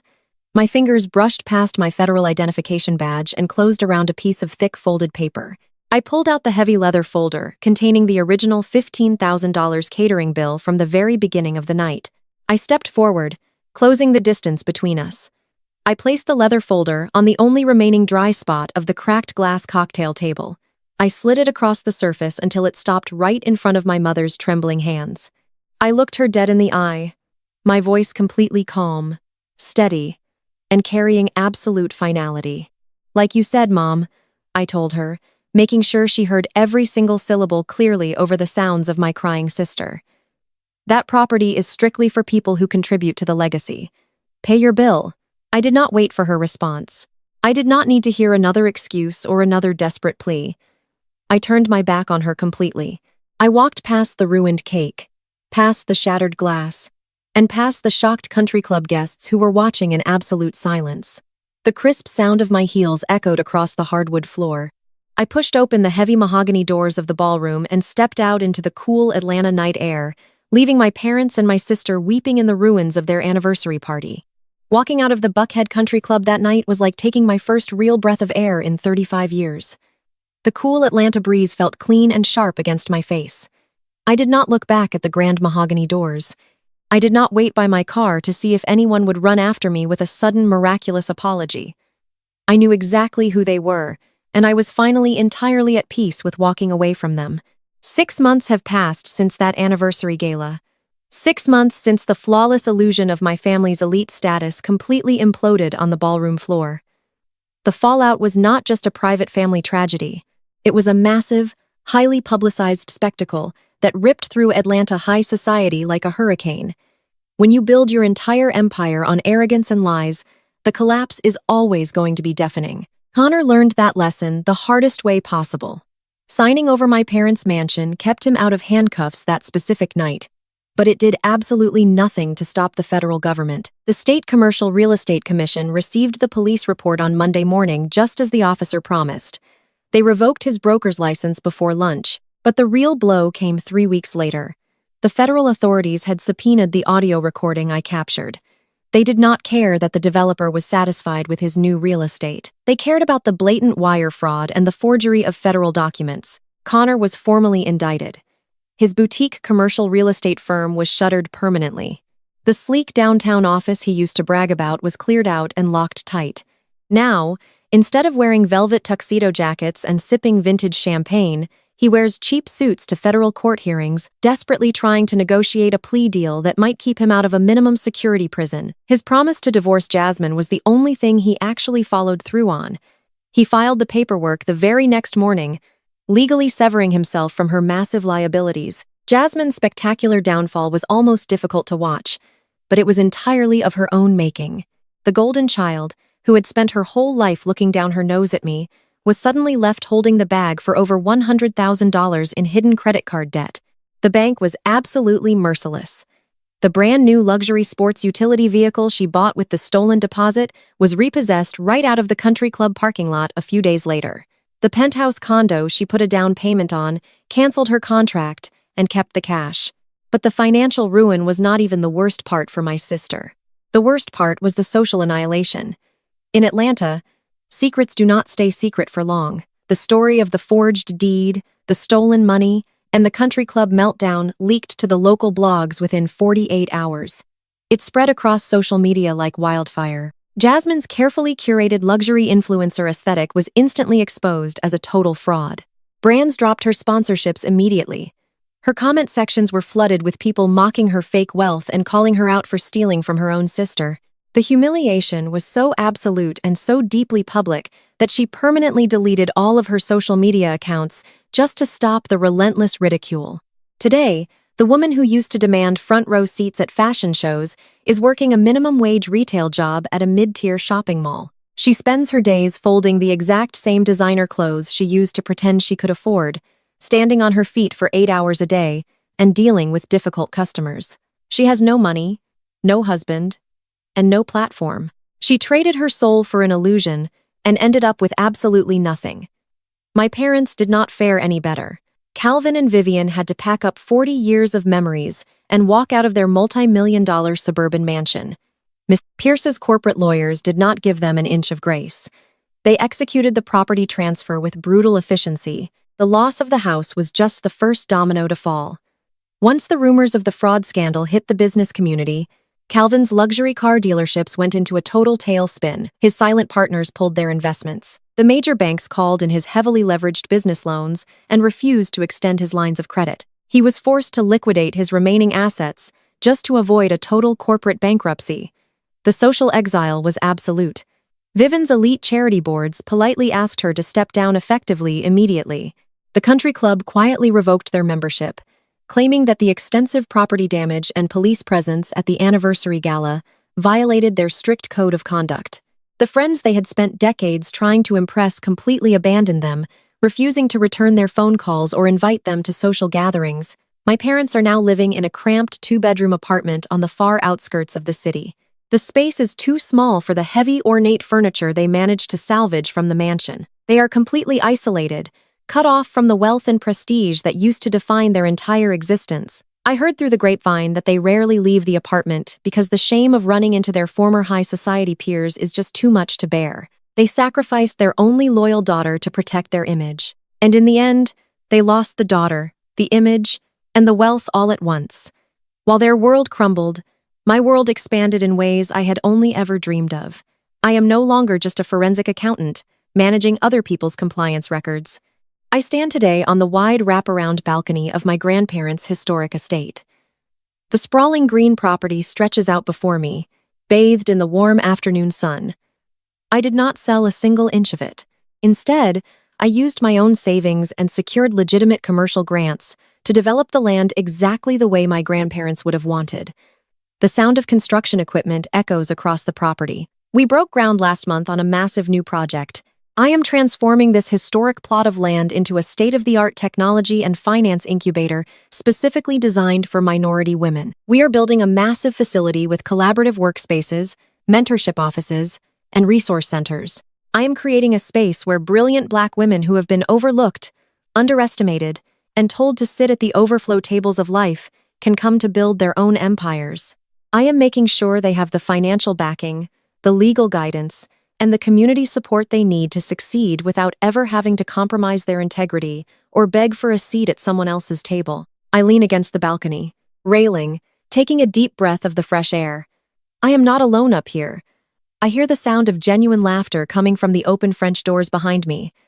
I am surrounded by my chosen family. I have incredible colleagues who respect my brilliance and value my leadership. I have loyal friends who love me for exactly who I am, not for what I can buy them or how I make them look in public. And I have a partner standing beside me holding my hand. Someone who celebrates my independence and encourages my ambition. Every single day I look out over the construction site, watching the foundation of the new incubator being poured into the earth. I feel a profound sense of pride swelling in my chest. I kept the land safe. I protected my grandparents' legacy, and I turned it into a beacon of hope and prosperity for the future. The toxic weight of my family's expectations is gone forever, replaced by a bright, limitless horizon. Looking out at the construction site, I realized that building an empire requires clearing away the debris of the past. For 35 years, I allowed my parents and my sister to define my worth. I let them convince me that because I did not wear designer clothes or care about country club memberships, I was somehow less valuable. I swallowed their insults and accepted my place at the overflow tables of life, just to keep the peace. But peace built on your own subjugation is not peace at all. It is just quiet misery. I step back inside the estate and join my colleagues and friends. We share a toast with inexpensive, sparkling cider in plastic cups because we are too busy working to care about crystal glasses. It is the exact opposite of the extravagant anniversary gala where my family destroyed themselves. But this room is filled with more genuine love and authentic excellence than my parents ever experienced in their entire lives. Healing from a lifetime of emotional neglect does not happen overnight. There were nights during these past 6 months where I sat in my quiet apartment and felt a profound sense of grief. I grieved for the family I should have had. I grieved for the parents who should have protected me instead of trying to exploit me. I mourned the sister who could have been my best friend if she had not been poisoned by greed and entitlement. But every time that sadness threatened to pull me under, I looked at the framed copy of that $15,000 catering bill hanging on my office wall. It serves as a daily reminder of exactly what I walked away from and exactly why I can never go back. My mother and father spent decades chasing a flawless image of black excellence. They wanted the world to look at them and see absolute perfection. They bought the biggest houses, drove the most expensive cars, and threw the most lavish parties. But they fundamentally misunderstood what true legacy actually means. True wealth is not determined by the zip code you live in, the cars you drive, or the labels stitched inside your clothes. True wealth is determined by the integrity you keep when the doors are closed and nobody is watching. It is measured by how you treat the people who depend on you and how fiercely you protect the things that truly matter. They chose to worship an illusion. They chose a white son-in-law who looked good on paper over a black daughter who actually had their backs. They were so terrified of losing their social status that they eagerly participated in their own destruction. They let their greed blind them to the trap I set. And when the walls closed in, they turned on each other like starving animals. I did not have to lift a single finger to ruin them. I just had to step out of their way and let them face the severe consequences of their own toxic choices. Sometimes the hardest thing a person can do is accept that the people who were supposed to protect you are the ones you actually need protection from. I had to mourn the parents and the sister I deserved so I could finally free myself from the family I actually got. I had to let them completely destroy themselves so I could finally build my own empire from the ground up. Now when I look at the future, I do not see the heavy burden of their expectations. I see generations of brilliant, driven minority women walking through the doors of this incubator. I see them securing their own funding, building their own businesses, and learning how to protect their assets from anyone who tries to take advantage of them. That is the real legacy my grandparents wanted for this land. They did not buy this property during a time of immense racial struggle just so my parents could use it as a bargaining chip to pay off secret gambling debts. They bought it so it could be a foundation for generational empowerment, and I am making absolutely sure that their original vision becomes a reality. I want to speak directly to anyone listening to this story who is currently sitting at an overflow table. I want to talk to the people who are constantly overlooked, underestimated, and treated like an afterthought by their own blood relatives. You do not have to set yourself on fire just to keep your toxic family warm. Blood does not make a family. Respect, loyalty, and unconditional support make a family. Do not ever let anyone convince you that you have to tolerate abuse, disrespect, or financial exploitation just because you share a last name. You hold the pen to your own life story.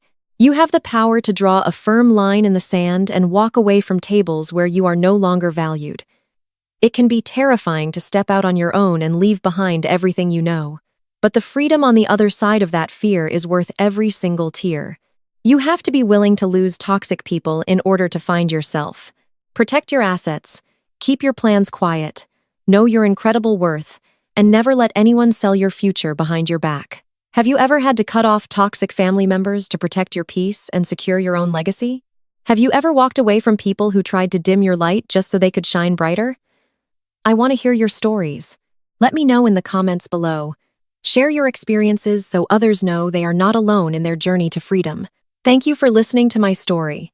And remember that the best revenge is always building a beautiful, successful life completely without them. The waiter returned at that exact moment and placed the printed credit card receipt in front of me. I picked up a heavy silver pen, signed my name with a smooth, deliberate flourish, and pushed the leather folder back across the table toward my mother. Then I shifted my gaze back to Ethan, who had suddenly stopped smiling entirely. His hand tightened around his bourbon glass and his breathing hitched. "That is fascinating, Ethan," I said, my voice slicing through the soft classical music playing in the background of the ballroom.